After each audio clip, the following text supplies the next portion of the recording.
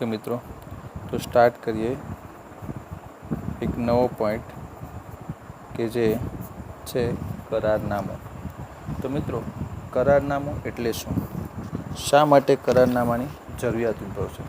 તો એના પ્રશ્નોની અંદર આપણે જોઈશું કે જ્યારે ભાગીદારી પેઢી, દાખલા તરીકે A, B અને C, આ 3 ભાગીદારો જ્યારે ભાગીદારી પેઢીની શું કરશે? ભાગીદારી પેઢીની જ્યારે શરૂઆત કરશે, તો એ પેઢીની શરૂઆત કરતી વખતે આ બધા જ ભાગીદારો સર્વસંમતિથી જે લેખિત કરાર કરશે, તો એ લેખિત કરારને શું કહેવીશું? કરારનામું. તો અહીંયા પ્રશ્ન એ થાય કે શું લેખિત જ જોઈશે? ઓકે, એ પહેલાં ફરી એકવાર સમજીએ કે જ્યારે આ 3 ભાગીદારો હશે, એ ભાગીદારો જ્યારે ભાગીદારી પેઢીની શરૂઆત કરશે ત્યારે અગત્યનો પોઈન્ટ શું છે મિત્રો? બધા જ ભાગીદારો કે ભાગીદાર A, B અને C એ શું હોવો જોઈએ? સર્વસંમતિ, કે બધાની સંમતિ હોવી જોઈએ. અને એ બધાની સર્વસંમતિથી લેખિત કરાર કરે. હવે લેખિત કરાર એટલે શું? કે મતલબ સાદી ભાષામાં જોઈએ, કરાર એટલે જે નીતિ નિયમ હશે, ભાગીદારી પેઢી જ્યારે સ્ટાર્ટ કરશે ત્યારે જે નીતિ નિયમ હશે એ શેમાં હોવો જોઈએ? લેખિતમાં, મતલબ લખેલા હોવા જોઈએ. તો એ જે લેખિત કરાર કરશે એ લેખિત કરારને શું કહેવાશે મિત્રો? કરારનામું. તો અહીંયા બીજો એક પ્રશ્ન આવે કે શું લેખિત જ હોય, મૌખિક હોય તો એને કરારનામું કહેવાય? તો જે મૌખિક હશે, મતલબ કે જે ઓરલી હશે, કે ભાઈ ભાગીદારે કહેશે કે ભાઈ મને દર મહિને 10,000 પગાર જોઈએ. ભાગીદાર એ કહેશે કે ભાઈ મને દર મહિને 10,000 પગાર જોઈશે. તો B અને C અત્યારે તો હા કહેશે, ઓકે ચલો ઓરલી.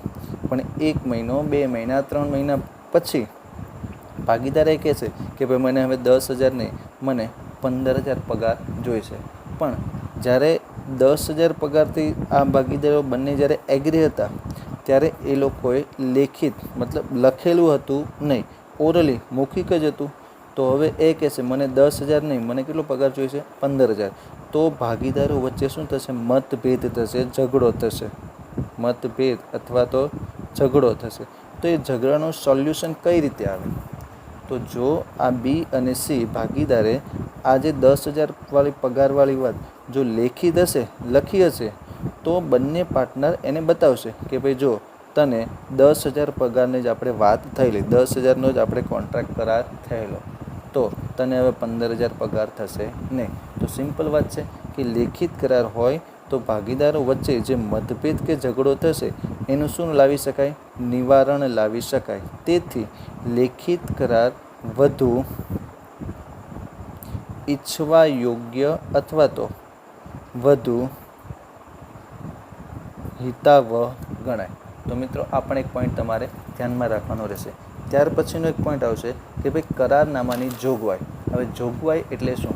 મતલબ કે આ જે લેખિત કરાર નીતિ નિયમ તૈયાર કરશે તો એમાં કઈ કઈ બાબતોનો સમાવેશ થાય? તો એક પોઈન્ટ છે કે કરારનામાની જોગવાઈ, કે કરારનામાની અંદર જે નીતિ નિયમ નક્કી કરશે તો એમાં કઈ કઈ બાબતોનો સમાવેશ કરવામાં આવે. તો એની અંદર પહેલો પોઈન્ટ છે મિત્રો કે ભાગીદારોની વિગત.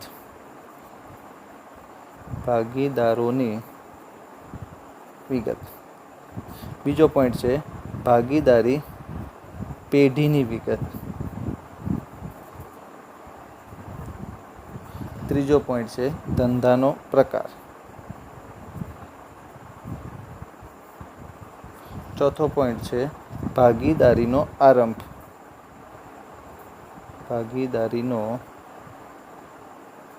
ઓકે, પહેલાં 4 પોઈન્ટ સમજીએ. બાકીના ટોટલ ભાગીદારી કરારનામાની જોગવાઈ ટોટલ મિત્રો આપણી પાસે 14 છે, બરાબર. 14 જોગવાઈ આપણે 1 by 1 સ્ટડી કરીશું. પણ પહેલાં જોઈએ 4, કે પહેલું શું છે? ભાગીદારોની વિગત. કે ભાઈ કીધું તેમ કે ભાઈ આ ABC જ્યારે પાર્ટનરશિપમાં બિઝનેસ સ્ટાર્ટ કરશે તો દરેક ભાગીદારના નામ, સરનામું અને બીજી અન્ય વિગતમાં કે ભાઈ એનું પાન કાર્ડ હશે, બેંક એકાઉન્ટ નંબર હશે, એ બધી વિગત, એટલે કે ભાગીદારોનું નામ, સરનામું અને અન્ય વિગત એ લખવામાં આવશે. એવી રીતે બીજો પોઈન્ટ શું છે? ભાગીદારી પેઢીની વિગત, કે જેમ ભાગીદારોના નામ સરનામું છે એવી રીતે ભાગીદારી પેઢીનું પણ કંઈક નામ આપેલું હશે, તો એનું નામ, એનું સરનામું, બરાબર, એની પણ વિગત લખવામાં આવશે. ત્રીજો પોઈન્ટ છે ધંધાનો પ્રકાર, કે ભાઈ ભાગીદારો પાર્ટનરશિપમાં જે બિઝનેસ કરશે ABC, એનો ધંધાનો પ્રકાર કયો છે એ પણ કરારનામાની એક જોગવાઈ છે. ત્યાર પછી ભાગીદારીનો આરંભ, કે ભાઈ ભાગીદારી પેઢી કઈ તારીખથી શરૂ થઈ છે, ભાગીદારી પેઢીની શરૂઆતની તારીખ કઈ છે એ પણ ભાગીદારીનો આરંભ એટલે કે એ કરારનામાની જોગવાઈ છે. મિત્રો, આ જે 4 જોગવાઈ છે એ તો ખૂબ જ સિમ્પલ અને સરળ છે, પણ હવે પછીની જે 5મી જોગવાઈ છે, હવે પછીના દરેક પોઈન્ટ એ તમારા માટે થોડાક દાખલા માટે પણ અગત્યના રહેશે. તો 5મી જોગવાઈ છે ભાગીદારોની મૂડી વિશે. તો તમે ધોરણ 11માં શીખી ગયા છો કે ભાઈ મૂડી એટલે શું. તો સામાન્ય ભાષામાં શું કહેવાય? જે કંઈ પણ ભાગીદારો હશે અથવા તો જે ધંધાનો માલિક હશે, એ ધંધામાં જે રોકાણ કરવામાં આવે, બરાબર, ધંધાના માલિક અથવા તો ધંધાના ભાગીદારો દ્વારા ધંધામાં જે રોકાણ કરવામાં આવે એ રોકાણને શું કહેવાશે? મૂડી. તો A, B અને C આ 3 પાર્ટનર જ્યારે પાર્ટનરશિપમાં બિઝનેસ સ્ટાર્ટ કરશે, તો ભાગીદાર A કેટલી મૂડી લાવવાની, B કેટલી મૂડી લાવશે અને C કેટલી મૂડી લાવશે એ પણ અગાઉથી નક્કી કરવાનું.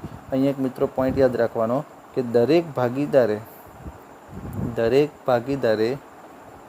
મૂડી લાવવી ફરજિયાત નથી. કે ભાઈ શું ભાગીદાર B મૂડી ન લાવે અને ભાગીદાર A અને B એ બેની જ મૂડી હોય તો ચાલી શકે? તો મિત્રો ચોક્કસ કે ભાઈ દરેક ભાગીદારે મૂડી લાવવી ફરજિયાત નથી. ઓકે, એના પછીનો 6થો પોઈન્ટ છે ઉપાડ. તો મૂડી અને ઉપાડ, તો મૂડી કરતાં વિરોધી થશે ઉપાડ. તો મૂડી એટલે શું? કે ધંધાનો માલિક ભાગીદારો જે ધંધામાં રોકાણ કરે, ઇન્વેસ્ટમેન્ટ કરે, એને મૂડી કહેવાય. તો એવી રીતે ઉપાડ એટલે શું એ પણ તમે 11મા ધોરણમાં શીખી ગયા છો કે ભાઈ ધંધાનો માલિક અંગત વપરાશ માટે ધંધામાંથી જે રોકડ માલકી મિલકત લઈ જાય તો એને શું કહેવાય? ઉપાડ. તો વર્ષમાં, બરાબર, વર્ષ દરમિયાન વધુમાં વધુ આ જે ભાગીદારો છે એ વધુમાં વધુ કેટલો ધંધામાંથી ઉપાડ કરશે એ પણ અગાઉથી નક્કી કરવાનું. ઓકે, તો આ 5મું હતું મૂડી અને ઉપાડ. એના પછી 7મો પોઈન્ટ હશે મૂડી પર વ્યાજ. મૂડી પર વ્યાજ. તો મિત્રો આ પોઈન્ટ સમજવા જેવો છે, ખૂબ જ કામનો છે કે ભાઈ આ ભાગીદારોએ જે ધંધામાં રોકાણ કર્યું એને શું કહેવાશે? મૂડી. તો એ મૂડી પર ભાગીદારોને વ્યાજ આપવું પડશે. એનું સિમ્પલ રીઝન છે કે ભાઈ આ ભાગીદારો ધંધામાં શું કરશે? રોકાણ. તો એ જે રોકાણ કરેલું છે એના વળતર સ્વરૂપે પેઢી ભાગીદારોને શું આપશે? વ્યાજ. તો પ્રશ્ન એ થાય કે ભાઈ કેટલા ટકા વ્યાજ આપવું. દાખલા તરીકે ABCમાંથી A અને B આ બંને માની લો કે ભાઈ 10 લાખ રૂપિયા મૂડી રોકેલી છે, 10 લાખ રૂપિયા, અને C ભાગીદારની મૂડી નથી. તો ટોટલ મૂડી કેટલી થશે પેઢીની? 20 લાખ. આ ભાગીદાર Aની મૂડી, આ ભાગીદાર Bની મૂડી. હવે Cની મૂડી નથી, તો A અને B વર્ષના અંતે એવું કહેશે કે ભાઈ અમને 10% વ્યાજ આપો. પણ C કહેશે ના ભાઈ 10% મળશે નહીં, તમને 5%, 8% એવી રીતે વ્યાજ મળશે. તો પ્રશ્ન એ થાય કે શું A અને B એગ્રી થઈ જશે? તો કેટલા ટકા વ્યાજ આપવું એ પણ જ્યારે બિઝનેસ સ્ટાર્ટ કરશે, જ્યારે કરારનામું તૈયાર કરશે, તો એ કરારનામામાં નક્કી કરવાનું કે ભાઈ જે ભાગીદાર A, B કે C ગમે તે હોય ધંધામાં જે રોકાણ કરશે એટલે કે મૂડી છે એ મૂડી પર કેટલા ટકા વ્યાજ આપવું એ અગાઉથી નક્કી કરવાનું. પણ એ પોઈન્ટ પણ યાદ રાખવાનો કે જો કરારનામામાં જોગવાઈ ન હોય શેના પર? મૂડી પર વ્યાજ અંગે જોગવાઈ ન હોય તો ભાગીદારોને મૂડી પર વ્યાજ આપી શકાય નહીં. બરાબર, આ પોઈન્ટ આપણે દાખલા વખતે વધારે જોઈશું. ઓકે, તો 7મો પોઈન્ટ હતો મૂડી પર વ્યાજ. એવી રીતે 8મો પોઈન્ટ આવશે ઉપાડ પર વ્યાજ. ઉપાડ પર વ્યાજ. તો મૂડી પર વ્યાજની જેમ જ કે ભાઈ ભાગીદારોએ જે ધંધામાં મૂડી રોકેલી છે એના પર વ્યાજ કેટલા ટકા આપવું, તો એવી રીતે જે ભાગીદાર ધંધામાંથી ઉપાડ કરેલો હશે તો એ ઉપાડ પર કેટલા ટકા વ્યાજ વસૂલ કરવું, બરાબર, કેટલા ટકા વ્યાજ વસૂલ કરવું એ પણ અગાઉથી નક્કી કરવાનું. અને આ જે નોંધ જોઈ હતી એવી રીતે આમાં પણ કે જો કરારનામામાં ઉપાડ પર વ્યાજ અંગે ઉલ્લેખ ન હોય તો ઉપાડ પર વ્યાજ વસૂલ કરવામાં આવતું નથી. અહીંયા એક પ્રશ્ન વધારાનો એક પોઈન્ટ સમજીએ મિત્રો કે મૂડી પર વ્યાજ, મૂડી પર વ્યાજ અને અહીંયા લખીશું ઉપાડ પર વ્યાજ. જો પોસિબલ હોય તો આ તમારી નોટબુકમાં આ એક પોઈન્ટ લખી નાખજો. આ પેઢી અને ભાગીદાર માટે. તો જો મૂડી પર વ્યાજ પેઢી માટે કહેવાશે ખર્ચ અને ભાગીદાર માટે થશે આવક. એવી રીતે ઉપાડ પર વ્યાજ, ઉપાડ પર વ્યાજ પેઢી માટે આવક અને ભાગીદાર માટે શું થશે, ખર્ચ. કઈ રીતે? કારણ કે આ તમને MCQની અંદર પણ પૂછાઈ શકે અને દાખલા માટે પણ થોડું કામ આવશે. હવે મૂડી પર વ્યાજ એટલે શું કે ભાઈ A, B અને C જે પાર્ટનર છે એ ભાગીદારે ધંધામાં જે રોકાણ કરેલું છે તો રોકાણનું શું મળવું જોઈએ, વળતર. તો એ વળતર આ દરેક ભાગીદારને મળશે. મતલબ આ લોકોની જે ભાગીદારી પેઢી હશે એ પેઢી ભાગીદારોને વ્યાજ ચૂકવશે. તેથી ભાગીદાર માટે મૂડી પર વ્યાજ ભાગીદાર માટે શું કહેવાશે, આવક. અને પેઢી ચૂકવશે તો પેઢી માટે શું કહેવાશે, ખર્ચ. એને કરતાં રિવર્સ ઉપાડ પર વ્યાજ કે હવે ભાગીદાર માની લો કે ભાઈ A છે, ભાગીદાર Aનો એક વર્ષનો ઉપાડ, માની લો કે ભાઈ 1 લાખ રૂપિયા આખા વર્ષનો ઉપાડ થયો અને આ ત્રણેય ભાગીદારો નક્કી કરેલું કે ભાઈ જે કંઈ પણ ભાગીદાર ઉપાડ કરે એના પર 10% વ્યાજ એ વ્યક્તિએ ધંધાને આપવું પડશે. તો વર્ષ જ્યારે પૂરું થશે ત્યારે 1 લાખના 10% એટલે કે 10,000 રૂપિયા વ્યાજ ભાગીદાર એ પેઢીને ચૂકવશે. તો ભાગીદાર એ ચૂકવશે તો ભાગીદાર માટે શું થયો, ખર્ચ, અને પેઢીને ચૂકવશે તો પેઢી માટે શું થઈ, આવક. તો આ પણ એક પોઈન્ટ તમારે યાદ રાખવાનો રહેશે. ઓકે, તો ત્યાર પછી એક આઠમી જોગવાઈ કઈ હતી, ઉપાડ પર વ્યાજ. ત્યાર પછી નંબર 9 છે ઉપાડ પર વ્યાજ પછી અગત્યનો પોઈન્ટ છે નફા નુકસાનનું પ્રમાણ. કે નફા નુકસાનનું પ્રમાણ એટલે શું, તો વર્ષના અંતે આપણે જોયું કે ભાગીદારી પેઢી નફો કમાવાના ઉદ્દેશ્યથી શરૂ કરવામાં આવે. તો વર્ષના અંતે જે કંઈ પણ નફો કે નુકસાન થશે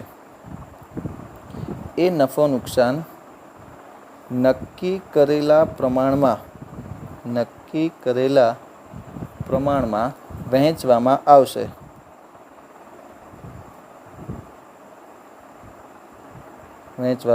આવશે. જો કરારનામામાં નક્કી ન હોય, એટલે કે નફા નુકસાનનું પ્રમાણ નક્કી ન હોય તો નફો કે નુકસાન સરખા પ્રમાણમાં વહેંચવામાં આવશે. મિત્રો આ અગત્યનો પોઈન્ટ છે, ખાસ ધ્યાન રાખજો. શું છે કે ભાઈ નફા નુકસાનનું પ્રમાણ, કે ભાઈ ભાગીદારો જે વર્ષ દરમિયાન બિઝનેસ કરશે અને એ જે ધંધાનો નફો થશે એ નફો નક્કી કરેલા પ્રમાણમાં વહેંચવામાં આવશે. એટલે ભાગીદારો, દાખલા તરીકે એક્ઝામ્પલ દ્વારા સમજીએ કે ભાઈ ભાગીદાર A, B, C આ ત્રણેય પાર્ટનર જ્યારે બિઝનેસ સ્ટાર્ટ કરે છે તો એક વર્ષ જ્યારે એ લોકોએ નક્કી કરેલું કે ભાઈ 5:3:2 આ પ્રમાણ મિત્રો તમને દાખલાની અંદર આપેલું હશે કે ભાઈ જે કંઈ પણ નફો થાય એ નફો, દાખલા તરીકે 1 લાખ રૂપિયા નફો થયો, વર્ષના અંતે નફો કેટલો થયો, રૂપિયા 1 લાખ. તો આ 1 લાખ એ લોકોએ નક્કી કરેલું પ્રમાણ કેટલું, 5:3:2 આ છે તમારું નફા નુકસાનનું પ્રમાણ. ફરી એકવાર કહી દઉં છું, રકમની અંદર આવું પ્રમાણ અલગ અલગ તમને આપેલું હશે અને વર્ષના અંતે નફો થયો 1 લાખ. તો આ નફો એ લોકોએ અગાઉથી નક્કી કરેલું એ પ્રમાણમાં વહેંચી દેવાનું. કઈ રીતે વહેંચાશે તો એક જોઈએ કે ભાઈ ભાગીદાર એ કુલ નફો છે 1 લાખ. આ પણ એક અગત્યનો પોઈન્ટ છે કારણ કે દાખલાની અંદર અથવા તો બાકીના બધા જ ચેપ્ટર આવશે, વાર્ષિક હિસાબ હશે, પ્રવેશ નિવૃત્તિ, એ બધા અલગ અલગ જે ચેપ્ટર તમે શીખશો એ બધાની અંદર આ નફો વહેંચવાનો આવશે. તો કુલ નફો 1 લાખ ગુણ્યા એનું પ્રમાણ કેટલું છે 5 છેદમાં 5 + 3 8 + 2 એટલે ટોટલ આવશે 10. તો આને નફો કેટલો મળશે 50,000. નક્કી કરેલું છે એટલે એ પ્રમાણમાં મળશે. એવી રીતે બી, તો બીનો નફો 1 લાખ ગુણ્યા બીનું પ્રમાણ છે 3 ભાગ્યા છેદમાં આવશે ટોટલ બધાનો સરવાળો. તો બીને કેટલો મળશે નફો 30,000. અને સી, તો કુલ નફો 1 લાખ, આપણે 1 લાખને વેચવાનું છે 5/3 એના પ્રમાણે, એટલે કુલ નફો સીનો 1 લાખ ગુણ્યા એનું પ્રમાણ 2, તો 2/10, તો એનો નફો મળશે 20,000. એટલે 1 લાખને નક્કી કરેલા પ્રમાણમાં વેચી દીધું. પણ બીજું એક્ઝામ્પલ કે ભાઈ માની લો કે 3 પાર્ટનર છે એક્સ, વાય અને ઝેડ. તો આ ત્રણેય પાર્ટનર વર્ષ દરમિયાન બિઝનેસ કરશે અને વર્ષ માની લો કે નફો થયો 3 લાખ રૂપિયા. પણ એ લોકોએ શું કર્યું હતું કે ભાઈ એ લોકોએ નફા નુકસાનનું પ્રમાણ નક્કી કરેલું નથી અને વર્ષ પૂરું થયું. તો અહીંયા કીધું તેમ કે જો કરારનામામાં નફા નુકસાનનું પ્રમાણ નક્કી ન હોય તો નફો નુકસાન કયા પ્રમાણમાં વેચાશે? સરખા પ્રમાણમાં. તો આ 3 લાખને આપણે 1/1 પ્રમાણમાં વેચીશું. તો એમાંથી ભાગીદાર એક્સને મળશે 3 લાખ ગુણ્યા 1/3, 1 + 1 + 1, તો એને કેટલો મળશે 1 લાખ. તો એવી રીતે ભાગીદાર વાય એને પણ કુલ નફો 3 લાખ ગુણ્યા 1/3, તો એને પણ મળશે 1 લાખ. અને ભાગીદાર ઝેડ એને પણ સરખું પ્રમાણ છે, તો એને પણ નફો કેટલો મળશે 1 લાખ. એટલે મિત્રો આ દાખલામાં તમને વારંવાર આ પોઈન્ટ વિશે પૂછાશે કે જો કરારનામામાં પહેલાં તો શું છે કે નફો નુકસાન નક્કી કરેલા પ્રમાણમાં વહેંચવામાં આવે, એટલે કે દાખલામાં જો તમને આવું પ્રમાણ કંઈક આપવામાં આવે તો આ જે કુલ નફો હોય એ નફાને તમારે આ પ્રમાણમાં વેચી દેવાનું, જે આ રીતે. પણ જો કરારનામામાં મતલબ દાખલામાં તમને નફા નુકસાનનું પ્રમાણ આપેલું ન હોય તો નફો કે નુકસાન આ રીતે સરખા પ્રમાણમાં વહેંચવાનું. તો આ હતી કલમ નંબર 9. ત્યાર પછી 10મો પોઈન્ટ છે મિત્રો, ભાગીદારોને પગાર, બોનસ, કમિશન કે મહેનતાણા અંગે. તો ભાગીદારોને વર્ષ દરમિયાન કેટલો પગાર આપવો, કેટલું બોનસ આપવું, કેટલું કમિશન આપવું કે પછી કેટલું મહેનતાણું આપવું એ પણ અગાઉથી નક્કી કરવાનું. પણ જો પગાર, કમિશન, બોનસ કે મહેનતાણા અંગે જોગવાઈ ન હોય તો કોઈ ભાગીદારને પગાર, કમિશન, બોનસ આપવાનું નહીં. દાખલા તરીકે એક્સ, વાય અને ઝેડ આ 3 પાર્ટનર છે. એ લોકો જ્યારે ભાગીદારી પેઢી સ્ટાર્ટ કરી ત્યારે આ પગાર, કમિશન, બોનસ અંગે કોઈ પણ નીતિ નિયમ નક્કી કરેલા નથી. હવે 1 મહિનો પૂરો થયો પછી ભાગીદાર ઝેડ કહે છે કે ભાઈ મને 10,000 રૂપિયા પગાર જોઈએ છે. નિયમ શું હતો કે કોઈ ભાગીદારને એ લોકોએ નક્કી કરેલું કરારનામામાં નક્કી ન હતું કે ભાઈ કોઈ ભાગીદારને પગાર આપવાનો. અને પછી ભાગીદાર ઝેડ કહે છે કે ભાઈ મને પગાર જોઈએ, તો પછી એ ભાગીદારને પગાર મળશે નહીં. કેમ? કારણ કે કરારનામામાં નક્કી કરેલું ન હતું, એટલે એવી કોઈ જોગવાઈ ન હતી અને ભાગીદાર પગાર માગશે તો એને પગાર મળશે નહીં. હા, પણ જો નક્કી હોય કે ઓકે દરેક ભાગીદારને પગાર વર્ષ દરમિયાન કે ભાઈ દર મહિને પગાર મળશે, તો પછી દરેક ભાગીદારને જે નક્કી કરે એ પ્રમાણે પગાર ચૂકવવાનો. તો આ હતો 10મો પોઈન્ટ. ત્યાર પછી ખૂબ જ અગત્યનો પોઈન્ટ નંબર 11. પહેલાં તો જોઈએ, ભાગીદારે પેઢીને આપેલી લોન પર વ્યાજ અંગે. ખૂબ જ અગત્યનો પોઈન્ટ મિત્રો. શું છે પહેલાં સમજીએ. ભાગીદારે પેઢીને આપેલી લોન પર વ્યાજ અંગે. દાખલા તરીકે આ એક એક્ઝામ્પલ કે ભાઈ ભાગીદાર એક્સ, વાય અને ઝેડ આ 3 પાર્ટનર છે. હવે 1 વર્ષ પૂરું થયું, 2 વર્ષ પૂરું થયું પાર્ટનરશિપમાં. પછી એ લોકોનું જે પેઢી છે એને માની લો કે ભાઈ 10 લાખ રૂપિયાની શું જરૂરિયાત ઊભી થઈ. હવે 10 લાખ રૂપિયાની જરૂરિયાત ઊભી થઈ તો આ ત્રણેય ભાગીદારો બેંક પાસેથી લોન લેવા ગયા. તો બેંકે લોન આપવાની શું કરી દીધી? ના પાડી દીધી. તો ભાગીદાર વાયને થયું કે ભાઈ મારી પાસે ભાઈ અંગત રીતે પૈસા પડેલા છે પર્સનલ, તો હું કોણ આપે છે? ભાગીદાર પેઢીને લોન આપે છે. ભાગીદાર વાય પેઢીને 10 લાખ રૂપિયાની લોન આપે છે કે ભાઈ આજે પેઢીની વર્ષની શરૂઆતમાં વાયે પેઢીને 10 લાખ રૂપિયાની લોન આપી દીધી અને વ્યાજ અંગે, બરાબર, વ્યાજ અંગે કોઈ ઉલ્લેખ કરેલો નથી કે ભાઈ ભાગીદાર વાય કહેશે કે ભાઈ હું પાર્ટનર જ છું ને, આપણે શું વ્યાજનું બેંક પાસેથી જો કદાચ લોન લીધી હોય તો આપણે બેંકને વ્યાજ ચૂકવવું પડે, પણ હું તો શું છું? ભાગીદાર છું, તો ભાઈ મારે કંઈ વ્યાજ વિશે આપણે કંઈ અત્યારે ચર્ચા કરવી નથી. તો 1 વર્ષ પૂરું થયું, જ્યારે નફો નુકસાન વેચવાનો સમય આવ્યો ત્યારે ભાગીદાર વાય કીધું કે ભાઈ એક કામ કરો, જ્યારે મેં તમને 10 લાખ રૂપિયાની લોન આપેલી ત્યારે તો આપણે વ્યાજ વિશે કોઈ ઉલ્લેખ હતો નહીં, પણ હવે મને વ્યાજ જોઈશે. તો એક્સ અને ઝેડ નક્કી કરશે કે ભાઈ હા, વાત તો બરાબર છે કે ભાઈ 10 લાખ રૂપિયાની જે લોન હતી એ લોન પર આપણે એને વ્યાજ તો આપવું પડશે, કારણ કે જો બેંકમાંથી લોન લીધી હોય તો દર મહિને જે આપણે હપ્તા ભરીશું એની અંદર વ્યાજ આવશે. તો એવી રીતે વાયે જે પેઢીને 10 લાખની લોન આપી છે તો એને તો વ્યાજ આપવું જોઈશે. તો એક્સ અને ઝેડ એવું નક્કી કરશે, ઓકે કંઈ નહીં, આપણે એને 5% વ્યાજ આપીએ. તો ભાગીદાર વાય શું કહેશે? ના, મને 5% નહીં જોઈએ કે ભાઈ બેંકમાં તો તમે 12% વ્યાજ આપો છો અને મને 5% આપશો, મને 5% જોઈશે નહીં. તો એક કામ કરો, બેંકને જો કદાચ 12% તમે આપતા હોય તો એની જગ્યા પર મને કેટલા આપી દો? 10%. તો એક્સ અને ઝેડ એગ્રી થશે નહીં, કારણ કે નિયમ એવો છે કે જો અગાઉથી નક્કી હોય, હા કે ભાઈ વાયે જ્યારે 10 લાખ રૂપિયાની લોન આપી ત્યારે નક્કી કરેલું કે ભાઈ મને 10% વ્યાજ જોઈશે, તો કમ્પલસરી વાયઝેડ એટલે કે પેઢી ભાગીદારને 10% વ્યાજ ચૂકવશે. પણ અગાઉથી એટલે કે નક્કી હોય કે ભાઈ ચલો 10% વ્યાજ આપવાનું તો 10% વ્યાજ આપવાનું, પણ અગાઉથી નક્કી ન હોય તો ભાગીદારે જે પેઢીને લોન આપી છે એના પર નિયમ પ્રમાણે 6% વ્યાજ પેઢી ભાગીદારને ચૂકવશે. એક સૌથી અગત્યનો પોઈન્ટ છે મિત્રો, તમને દાખલાની અંદર MCQની અંદર વારંવાર આ પોઈન્ટ પૂછાય છે અને વાર્ષિક હિસાબ જે તમે પોઈન્ટ શીખશો એમાં પણ અગત્યનું છે. પણ ફરી એકવાર ઇમ્પોર્ટન્ટ વસ્તુ કઈ છે? ભાગીદારે પેઢીને લોન આપેલી હોવી જોઈએ. જો આ એક પોઈન્ટ ખાસ યાદ રાખજો, જો પેઢી ભાગીદારને લોન આપે, કોણ આપશે? પેઢી ભાગીદારને લોન આપે તો એના પર વ્યાજ વસૂલ થશે નહીં. ફરીવાર શું છે પોઈન્ટ?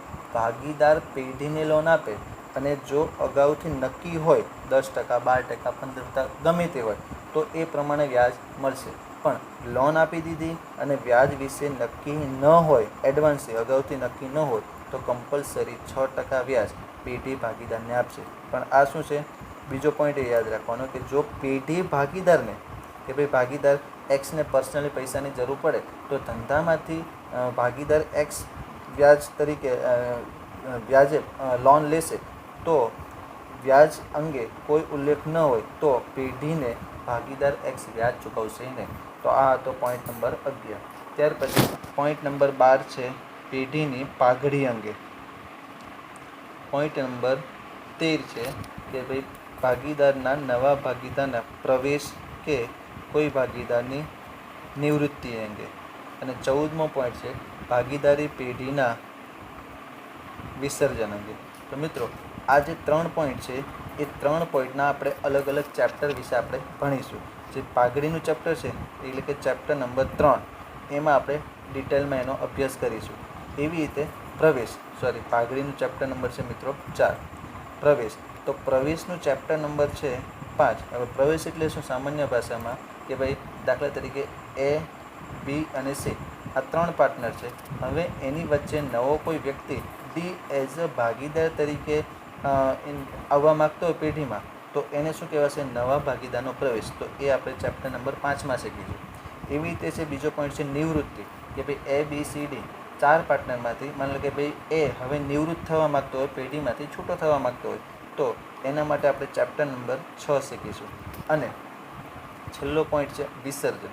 કે ભાઈ વિસર્જન એટલે શું? કે ભાઈ કાયમ માટે ધંધો શું કરી દે? બંધ કરી દે. કે ABCD એક્ઝામ્પલ તરીકે ABCD આ બધા જ પાર્ટનરો 1, 2, 3 વર્ષ સુધી ધંધો કરે. હવે માની લો કે એ લોકોનો ધંધો હવે પેઢી બંધ કરી દેવી છે, તો પછી કયા કયા નીતિ નિયમ પાલન થશે એ ચેપ્ટર નંબર એટલે કે ભાગીદારી પેઢીનું વિસર્જન એ આપણે શીખીશું ચેપ્ટર નંબર 7ની અંદર.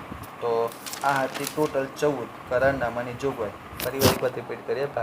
નંબર 1 ભાગીદારોની વિગત, ભાગીદારી પેઢીની વિગત, ધંધાનો પ્રકાર, ભાગીદારીનો આરંભ, ઇમ્પોર્ટન્ટ મૂડી, ઉપાડ, મૂડી પર વ્યાજ, ઉપાડ પર વ્યાજ, નફા નુકસાનની વહેંચણીનું પ્રમાણ.